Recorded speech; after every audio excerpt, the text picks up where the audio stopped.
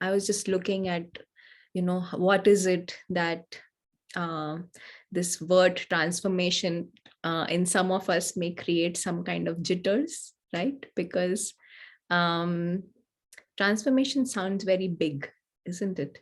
But we do want to transform. And when we look at what do we want to transform, it's usually we want to transform the world, we want to change others in our lives, the way they behave with us, we want to change our job, we want to change this and that, and right? So there are many things that we would like to transform. But the more we understand the spiritual aspect of this transformation, we start to see that when I change is when the world changes. And to take that responsibility of changing the self first, and we'll see how that is important or how that works also, how change within the self first as if propels change for the world, including our relatives and relations and family and friends and whatever else we would like to change in the world. We would like to change the government, we would like to change the sports club, right? So it is just about taking that responsibility, and that responsibility of changing or transforming the self comes with two broad aspects. And I'm going to use whiteboard, just some simple drawings on the whiteboard to make it more clear. You can actually adjust, what proportion you want to see on the whiteboard on your screen. So yes, so you can see, right? So within transformation, the two main aspects we are going to look at today is, one is what I would call realization. And realization about what, right? Realization that there is a need to change. Right. So one is realization, and the other aspect we are going to look at is that this is the time to change. Why we should make that commitment for transformation for the self and for others and the world at this time. So these are the two broad aspects we look at in today's talk. So coming to the first aspect, right, the realization bit. So when we are looking at realization, we are actually, wanting to change always for the better, right? There is never a time when we would like to change for the worse. So for the better. And there is this need within all of us, right, to reach our highest potential. No, we want to be the best. Now there are many blocks that may occur in that process, but we want to give the best. We want to be our best in everything that we do, in every relationship that we are in every task that we do, right? Even as simple as taking care of a pet, or of serving food maybe, or whatever we are doing, right? We want to do our best and reach our highest potential. But many times, or most of the time, we don't know what that higher potential is. We, as if we restrict ourselves, or we don't have a reference or a benchmark that we want to look at. And why is that, right? And I'm going to explain this with a very simple personal example, right? Or a personal story that I have to share. So here, so we live, here in Peace Village. It is It is in the mountains, in Catskill Mountains, and it is in the winters very cold, right? And I come from India, from a part which is never so cold ever, right? So snow, right? And I just mentioned snow tubing with Susie a few weeks back, but now I enjoy it. But when I came to the US, I was petrified of snow. And everybody around me in my family back in India, my friends in America also, right? They told me that, beware of the snow and winters, because you you will not see sun. I come from a country where sun is ample, right? So when then you feel gloomy and this, and you get depressed and all those kind of thoughts. So in my circle of whoever I was contacting, they were telling me that this is how winter is going to be like, this is how you will feel, right? And I was prepared to feel like that in winter, right? And but what happened is, I shared this with my Brahma Kumari's teacher at that time, and she told me, she gave me a very nice simple way to transform this thought.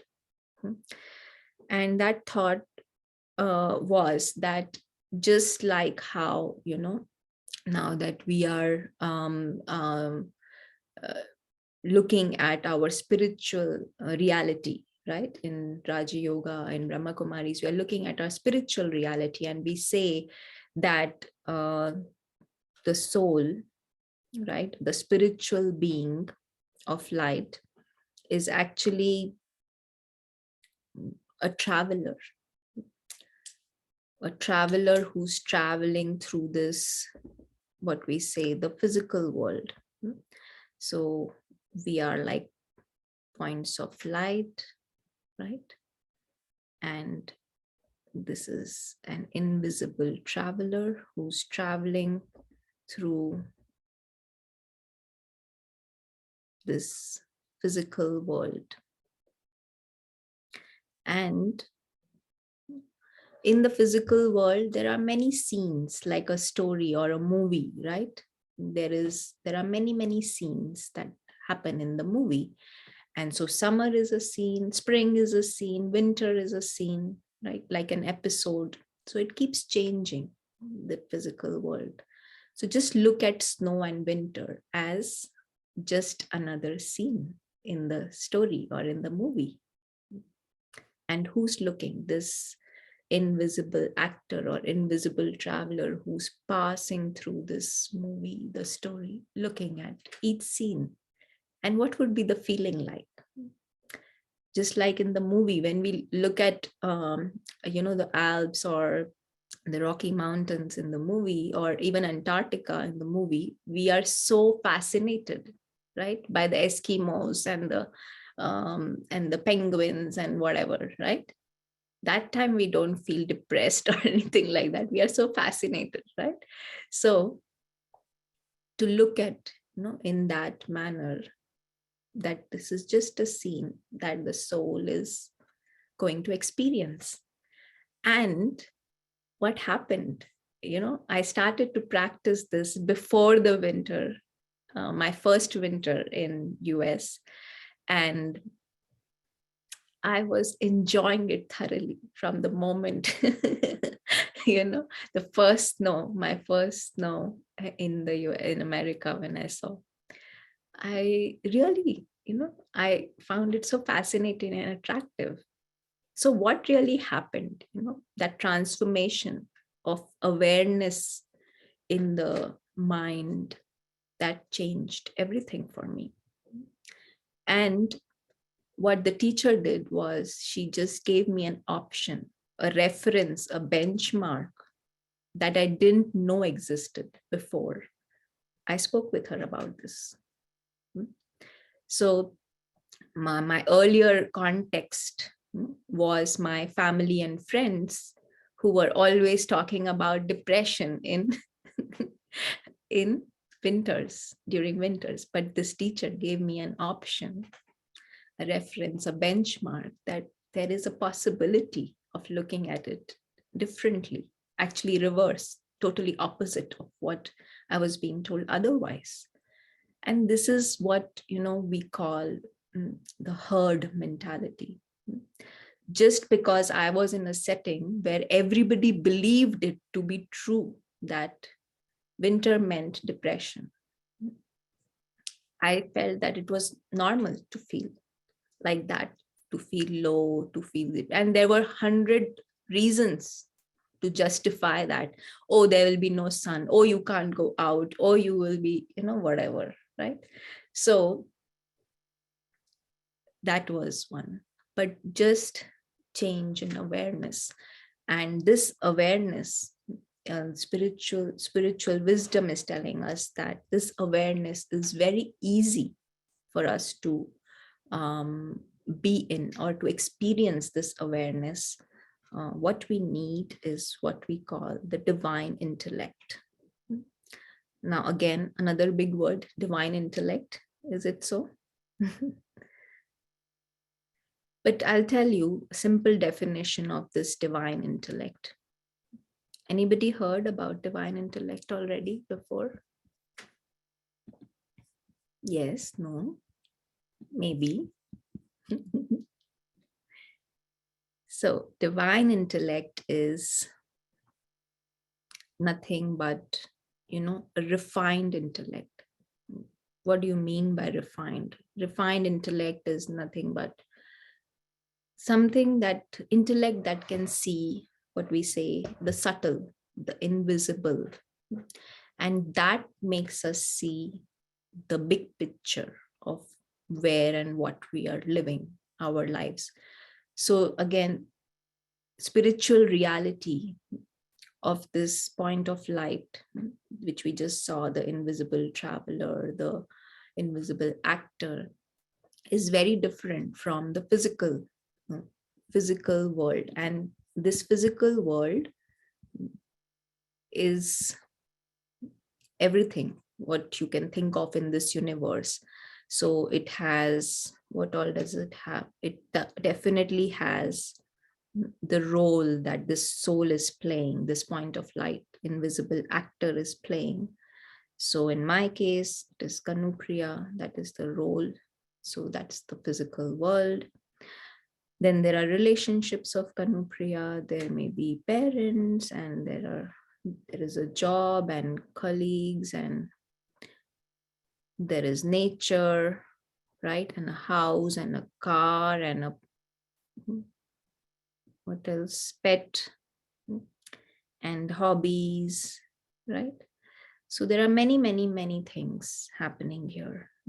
And there was supposed to be a concert today, right? But we are unable to relay that. So there is music and there is entertainment and everything, right? In that physical world box that you can think of. Now, currently, our awareness or our thinking, our perspective is based on this physical world box, which is very limited. And now spiritual reality is telling us that our life, our reality, our existence um, of beings as beings of light is actually beyond this physical world. And that sight is called divine sight, someone who can see this subtle, invisible. So everything in the physical world is made up of matter. It is corporeal. But the subtle and invisible is incorporeal. So, and that is where the reality is. So the divine intellect is something, is when used, can see that bigger picture, the whole picture, in this case, the subtle, the invisible, as well as the physical, not getting stuck in just the physical. If we check our thoughts and our awareness currently, it is all about, What will happen to my job? What will happen next day? What will happen to the groceries, the laundry, this, that, right? Children. So to come beyond that perspective of the physical world is what we are calling the bigger picture, seeing the bigger picture. And just like when you go to Empire State Building, right? If you're on in Manhattan on Fifth Avenue, you have a certain perspective, right? You can see the roads and the streets and the cars.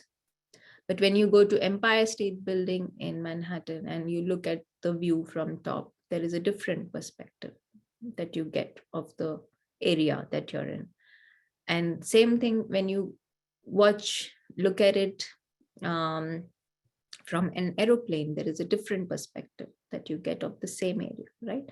So looking at the higher reality or the bigger picture, the top view, right? It gives a better idea of the whole context, like looking at the bigger map. And that bigger map actually helps us in leading our lives or in planning our trip in Manhattan, right, on Fifth Avenue, much better if we know which street is where, rather than limiting our perspective just on that one road, Fifth Avenue, right?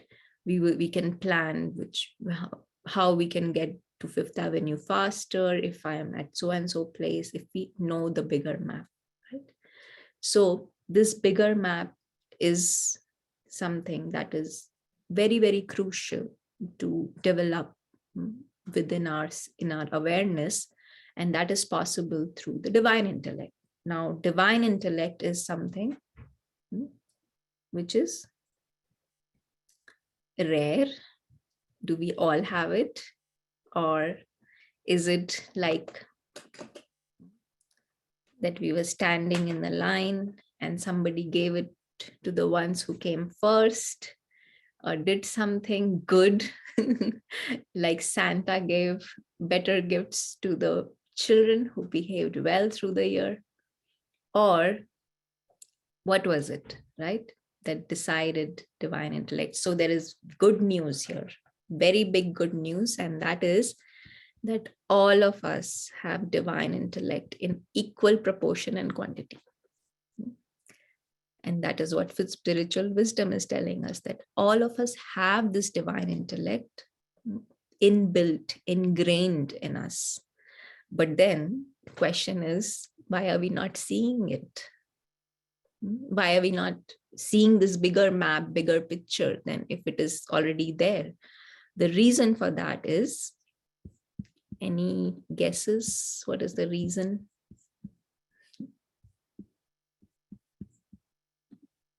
When it's there, then we walk through life with too much speed without realization or thinking about that divine intellect or using that divine intellect. yes, very good. Right. We are not using it. So something is in your pantry, right? It's lying there. If you don't use it, then it's waste, right? Even if guests come and you don't use that food item in your pantry, your guests may go hungry, right? You have to use it. And similarly in exercising, one example which we give, right? If you use a muscle, then it becomes stronger. So something similar happens with divine intellect.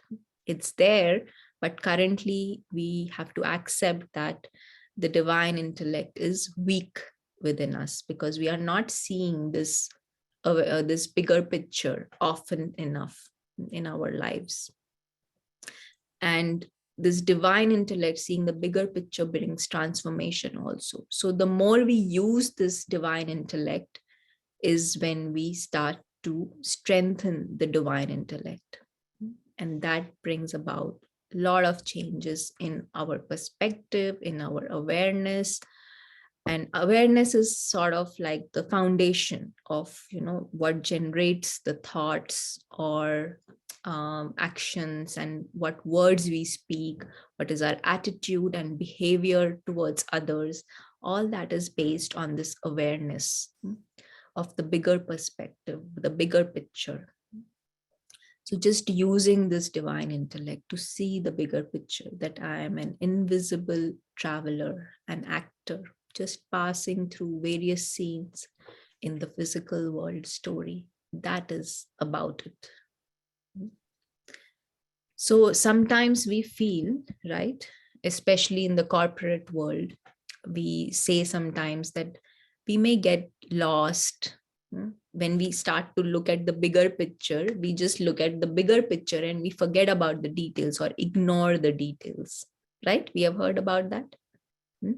So, for example, let us take an example that that in one context, I'm just thinking about myself. That is one thing. My needs, what do I want, how things should be, and those kind of things. The second example of, say, a patriot. So he's thinking about the country and he's doing things for the country, right? How to bring about change and transformation in the country, what the country needs, how the government should be, what should be the policies and whatever, right? Making change at that level, working towards that. So his perspective is slightly bigger, right, than the individual's perspective of his needs. Patriot is looking at country's needs and progress and growth. There may be a third person who is looking at the needs and perspective of on a global level for the whole world. Say maybe somebody working towards climate change or making the planet more green, right? Now, what we see, so that is a third, bigger, even bigger, right?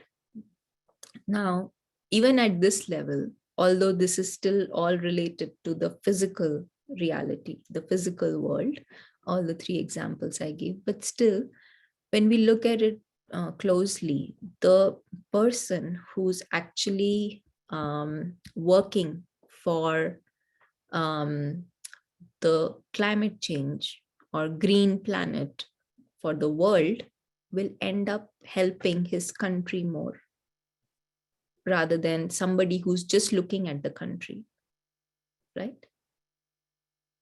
Do you agree? And so he ends up also helping himself more in that process. So this bigger picture, this bigger perspective helps ultimately in helping everyone. But if we get stuck in the smaller perspective, limited perspective, then we don't have a chance of going to the world ever. So this is where we have to start with seeing the bigger picture, the bigger perspective. And in the spiritual realm, we are talking not just about the world, but our spiritual reality. That is the bigger picture, the bigger perspective, which is, like we said, is beyond the physical world, that invisible, subtle reality. So, any questions at this point? Or any comments at this point, since we are almost halfway through? I just wanted to read a comment in the chat box when you were asking about what happened with the divine intellect, why we're not using it. Somebody said because ego gets in the way. Oh, yes. Yes, that is very true. So we will look at ego. There is no talk which is complete without reference to ego, right? But just at this point, just looking at the importance of using the divine intellect for transformation to bring about change, and importance of looking at the bigger picture, right? So, okay, moving on. There is one example which makes things clear for me, right? So if all of us have heard about parasites, right? we know about parasite, right? So there are so many organisms, right, in any forest, for example. But what is the difference between all of those organisms or species and beings and whatever, right? And parasites? What is the one fundamental difference? Can anybody take a guess? Parasite lives on the host. On the host, yes. Yes. So parasite draws the food and ingredients living on someone else. Yes, very good. Another way, I mean, the same thing, another way to put it is that the parasite is actually living for itself, right? Whereas all other beings or microorganisms or species or whatever, right? All other living beings in that forest are living in a symbiotic manner for each other so that everybody can coexist, right? As if the forest can coexist. But the parasite is not doing that. Parasite is living only for itself and not realizing what that if it lives for only itself, then there may come a time where the forest itself does not exist because it will keep feeding on so many other things, and that will die. Parasite will become bigger or will propagate, right? And so if the forest does not exist, parasite will also not exist in the end, just theoretically, if you were to think, right? So that understanding, that to live for oneself is not beneficial,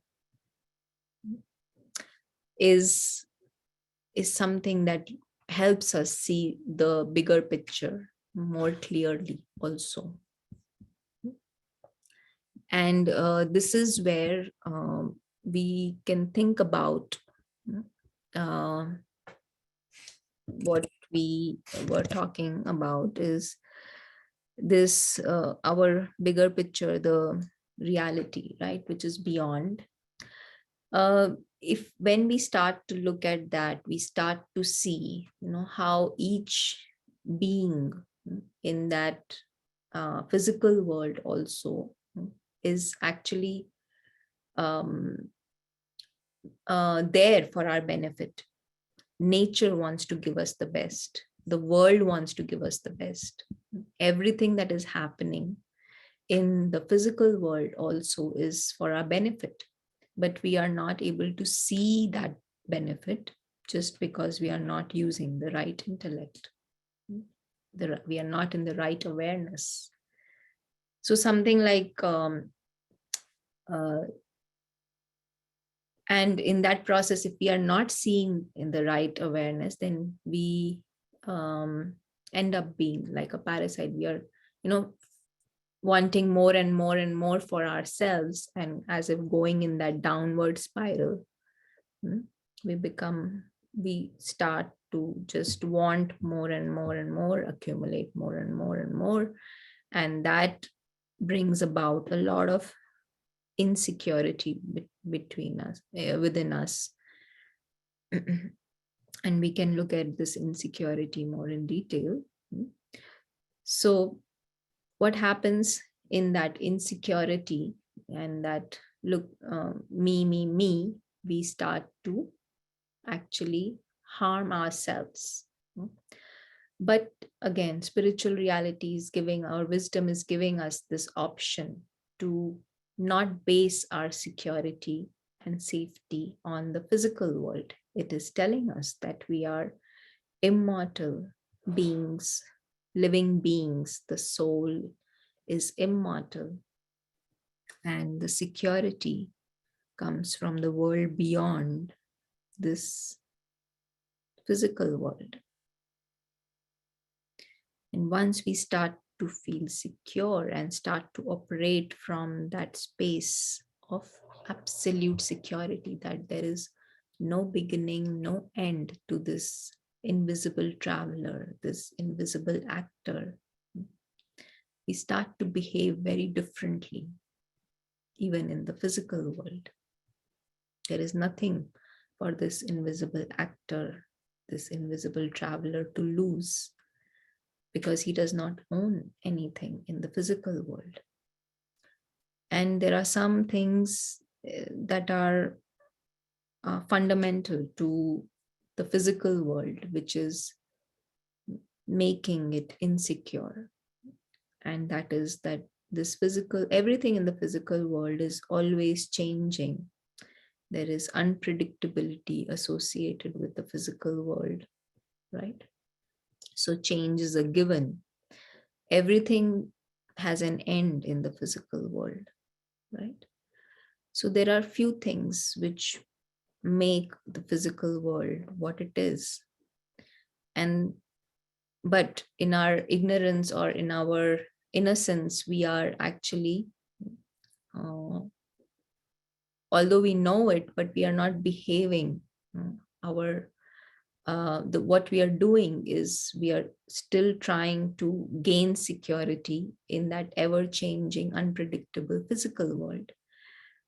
And the more we are doing that, more we are trying to gain security by accumulating more things, calling everything me, mine, trying to own things or people, or it could be even possessions. So all of that is making me more and more insecure and making me go down. So we began the talk by saying that we want to reach our highest potential, right? That's why we would want to bring about transformation for the better. But if our perspective is limited, our awareness is just based on the physical reality, in my case just thinking that I'm Kanupriya, and whatever else is associated with Kanupriya, job and parents and Peace Village and whatever, then there is a big big change that I need to bring about in order to not fall down in that insecure spiral, downward spiral. And once I understand that it is possible to reverse that in that downward spiral just with using the divine intellect, then it becomes easy for me to go into an upward spiral. That can happen just by using divine intellect and feeling secure from the beyond. So the question of ego, where does this come, right? What we call ego is nothing but, the definition of ego for us is nothing but false identity. So whatever is false identity, in this case, in the example that we are taking, if we start to feel that I'm Kanupriya in my case, or if you watch a story or a play, then in the play, I'm given a role of, say, a tree, right? And I start to feel that I am a tree. Then there is a big problem. If I go back home, my mom will start to say, what is wrong with you, right? That you're thinking that you're a tree. Something as simple as I'm using this gadget computer, right? Or I'm sitting on a chair and I start to feel that, not just feel, but I start to define myself based on the chair. Then that is what is false identification. And we use the word ego for false identification. So the moment I start to get into this ego, false identity state, we as if forget our true identity state. And that true identity state is what will make us feel secure. That true identity state is that I am just a point of light who's immortal, who does not own anything, cannot own anything. So very secure from the world beyond. Just There is Kanupriya, there is a comment on the chat box. A thought, are parasites like dictators of this world? Because they are self-absorbed for their own benefits and they usually end their lives in misery. That was a wonderful thought. yes, that's a nice comment. Thank you, Subin, for sharing. Yeah, but yeah, I'm sure if the parasite were to look at the bigger picture, he would behave differently, no?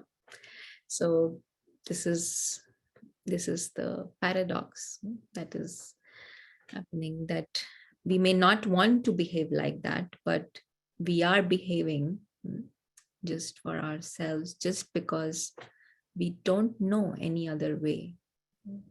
And also this leads us into herd mentality, right? That one, that everybody is behaving like that, so we just follow the herd. But we see now in Peace Village, there are these migratory birds, the geese, which come every year. They travel from Canada to Florida. Yeah. So twice a year they will come. And I was just noticing that, there is one leader, all of you, I must have seen, there is one leader and the whole flock just follows that leader. And so if the leader were to change the direction, right, the whole flock will follow that one person. And that is you, because you are attending this spiritual talk, right? So the moment you start to change the direction, meaning just change the awareness for yourself, just see that bigger picture, it becomes easy for everyone else to fly in that direction.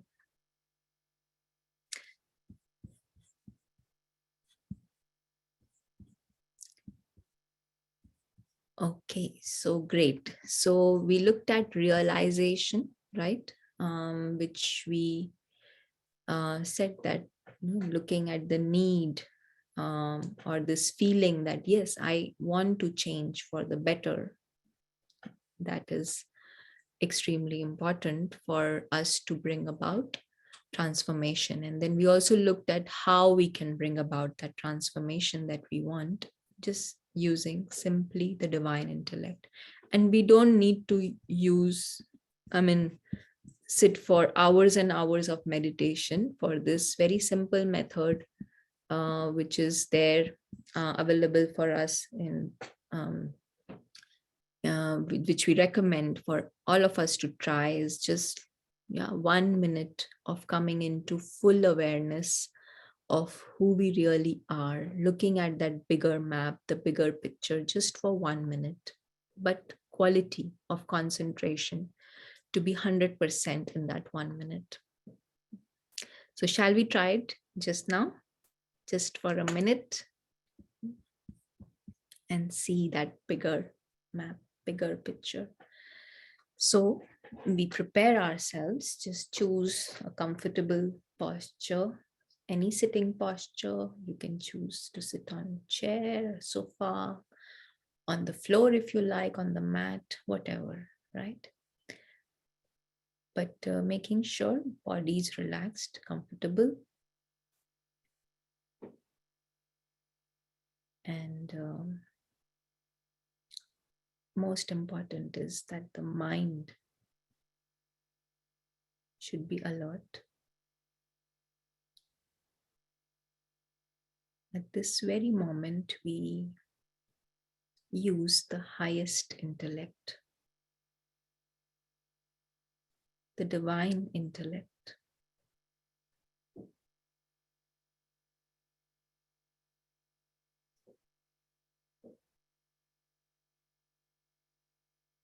And we see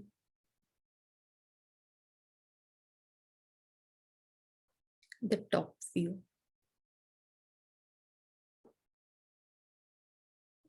You view from up above.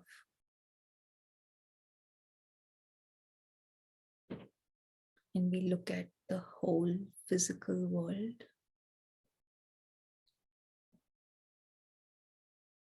as a tiny box, just for this minute, making it a little bit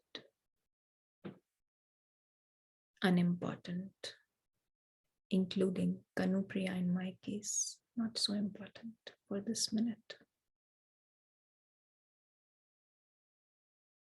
What is most important and of interest is knowing this life of the invisible actor, the point of light.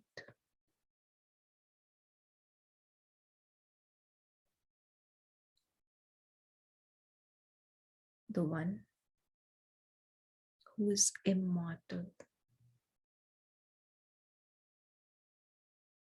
lives forever.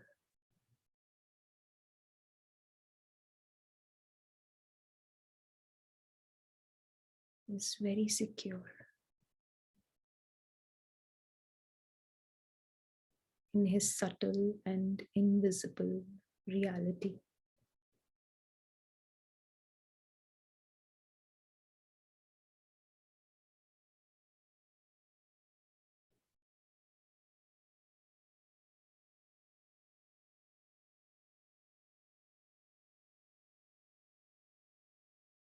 And we keep a simple aim to come back to this awareness throughout the day.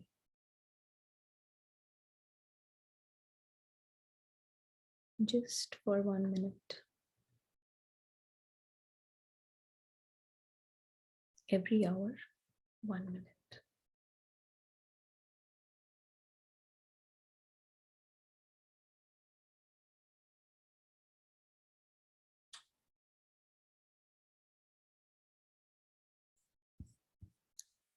Thank you. So we see how simple it is, right? 1 minute is possible for everyone. Was it difficult for anyone to do this 1 minute? Yes, we can be open. Easy, right? If we can do it now for 1 minute, we can do it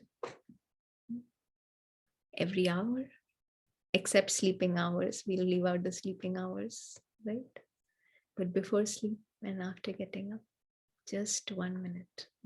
No big aim of doing hours of meditation. No, just 1 minute is enough. And this will bring about a big change. So this realization and how to do it, right? We saw how to bring about the transformation. And the other aspect I wanted to touch is the time, that now is the time, right? Why is now the time to make this transformation? Yeah. If we can become the best, if we can reach our highest, then why wait? Right? Does anybody want to wait? No, we want to get it right now, right? Because we know that the benefits of giving our best, being our best. So we want to do it now. And very simple things we can do in order to get there right now. We experimented with it, with that 1 minute thing. But some simple things, I was thinking how, to make the most of the time that we have, and how to make this effort at a fast speed, as if to bring about the transformation, because we want to change the world now, right? So in order to do that, we have to make the change in ourselves, in our perspective, in our awareness at this very second, So what helps is making like a daily routine for ourselves, right? So if we make like a daily routine and some simple things like we were mentioning, doing this 1 minute every hour, first thing in the morning, whatever time you get up, just spend few hours with yourself, being introverted, reflecting on who you really are, studying something, some spiritual, something, some something spiritual, studying that. That is another. Then journaling sometimes helps, right? And so again, reflecting on what's really happening, what my awareness is, what my thoughts are like, what is really going on in the mind, right? And just this developing an interest. And we know that you all are interested, that is why you are here. But keeping that interest going by um, you know um, listening to more and more of the spiritual wisdom to get more clarity, because without this understanding properly, accurately, about our spiritual reality, we won't be able to make any transformation or experience any change. In the true sense, when we start to experience change and bring about transformation, one is we may notice it, but others also around us start to notice that change. They may start to ask you, and again, these are personal examples I'm taking, but all of a sudden people started to, when I started this practice of meditation and this 1 minute, people started to come and ask me, and I thought I was just being normal, usual, right? And nothing special I'm doing. But they started to notice that I was being happier, that I was being more peaceful and calm. And there is this thing, the trait of, or the personality, a lot of anger, right? But people started to come and say that, oh, you are so peaceful now, which was such a big, I was not noticing it, but people also start to notice that change. And that's a big change, right? Big transformation, because the relationship then with people changes when they start to notice these things, these changes. So change in you is when they will also change, the relationship will change, and slowly we see how the whole, everything in nature also starts to change, right? So making a daily routine. So we were talking about meditating, then studying, this interest, keeping alive the interest, getting more clarity uh, about the spiritual wisdom, and then also journaling. And within journaling, there is something which we call keeping a chart for ourselves. So that too helps to see where we are at.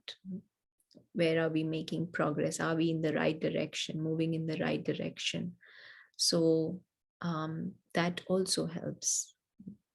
And of course, these 1 minute of meditation helps, but little bit more time, how much ever time you would like to spend in the morning and just before going to bed for meditation, that also really helps. So keeping this daily routine, and being determined, it requires a lot of determination to keep up that routine. And so just with a little bit of determination, if we keep up with that routine, we will be able to manage our time and bring about that transformation as soon as we would like to see the change.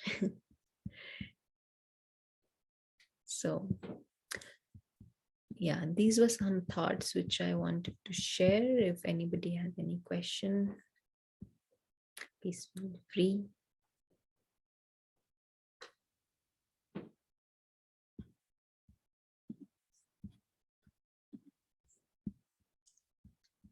I want to read a question on the chat box for you. It says, why this American culture emphasizes me, material achievement so much. Feels like to practice this spiritual realization is like swimming against the current, against a strong current. Yeah. Yeah, that is true. And it's not just American culture, but I would say everywhere. And we saw that, it is currently, it is because we don't know that we don't know, right? And we are all, even right now, we are all stuck in that limited perspective. We feel that if we are,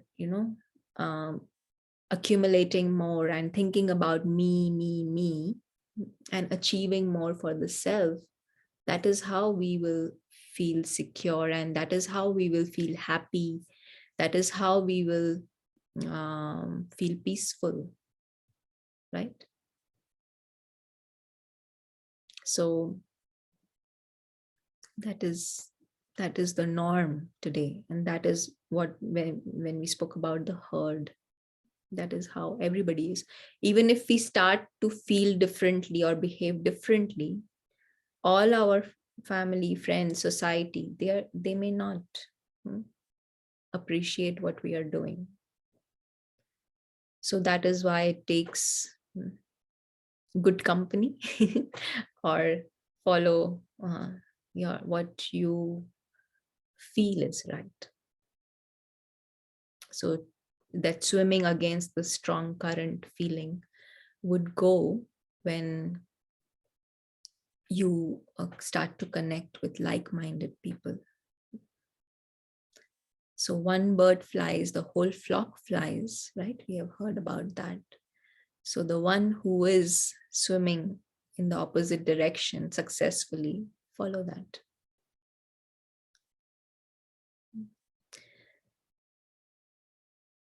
Because we are seeing that there is an option that we have to enjoy even snow, right?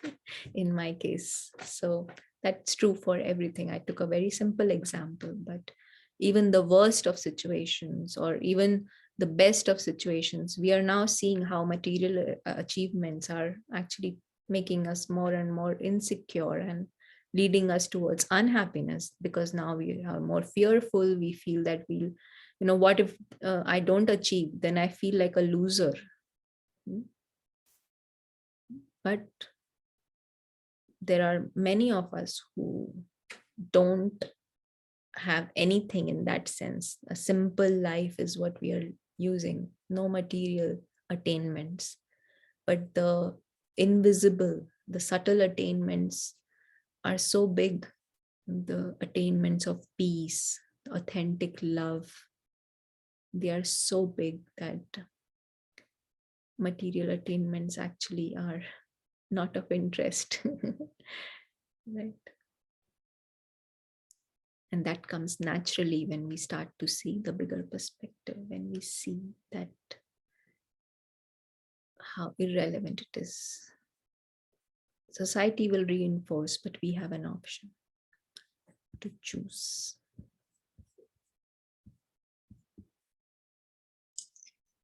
I guess a little bit to your initial question of if everybody has that divine intellect somewhere, is packed in every soul, is there somewhere. And your question was why we don't use it. And I think one of the answers that I can hear throughout your conversation is because we don't know is there. Because we don't know, it's this lack of information, certain kind of information that is beneficial for us, is these different options, that we don't have to see things in the way that we have always seen them. We don't have to think that winter is gloomy and depressing. We don't have to think that passing on a promotion means that you're not good at your job. It doesn't mean any of that. But what we need is that correct information. And And back to that comment about the ego, the false identification is just that false ideas or concepts of materialism, that this is what makes me worthy or valuable, and it's not true, but we just don't know.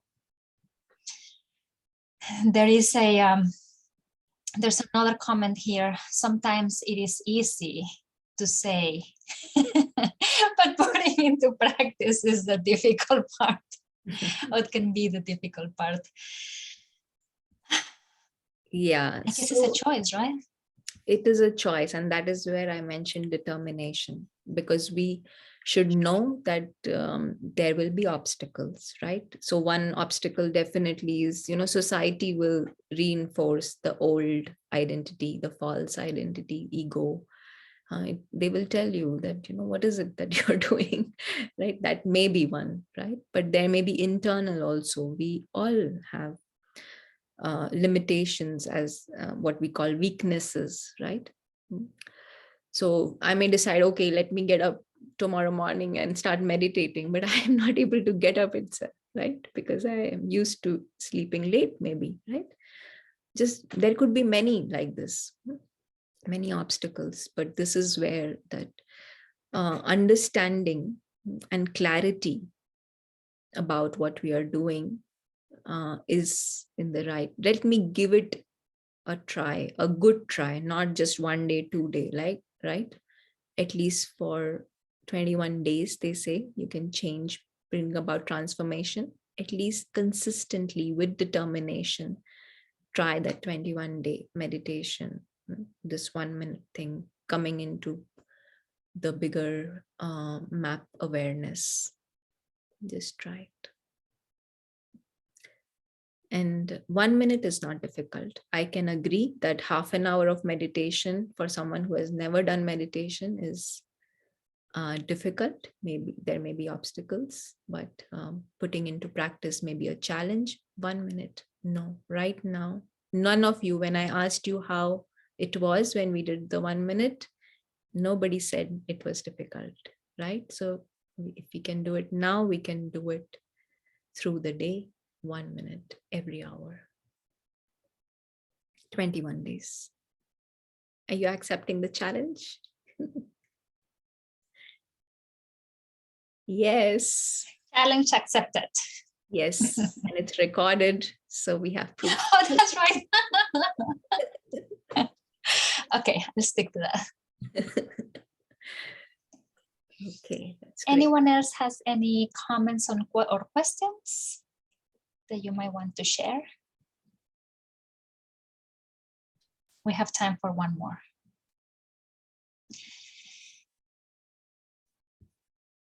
There's a comment here. Economically, also, how one can let go security of money, especially in this time. Yeah, so we are not saying that we don't use what's there, right, in the physical world. That, for example, that we don't, value the relationships that are there, for example, or the objects that I stop using the chair I'm sitting on. It's not that, not at all that, right? But it's a whole different thing to use things. In this example, money, for example, to use the money that I have, but not derive security based on that. So internally, to prepare ourselves when we come into this bigger picture, in this secure space, this point of light whose bodiless, does not have a role, is not Kanupriya, belongs to a world beyond the physical world, to the non-physical world, there is no money. He does not require any money, right? But of course, money is required for existence in Kanupriya's life, right? We accept that, but security is not based on the money, that how much money Kanupriya has. If there is more money, enjoy it. If there is less money, we still are okay. Our happiness, our security, our love for others, our joy does not depend on how much money we have.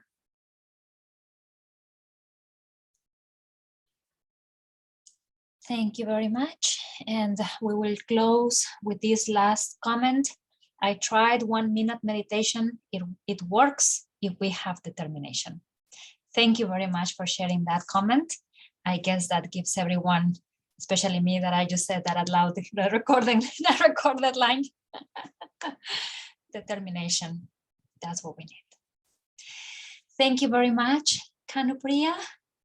Thank you everyone for joining us, for spending time with us, for participating, and we hope that this session has been of benefit to you, to everyone. Hopefully everyone got another option to think about the regular life.